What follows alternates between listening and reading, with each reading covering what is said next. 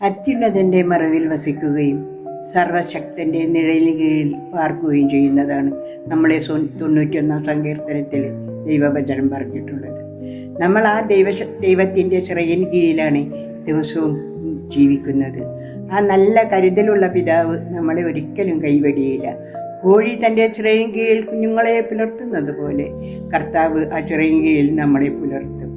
കരുതുന്നവൻ ഞാനല്ലയോ, കലങ്ങുന്നതെന്തിനു നീ, കണ്ണുനീരിൻ്റെ താഴ്വരയിൽ കൈവിടുകയില്ല ഞാൻ നിന്നെ.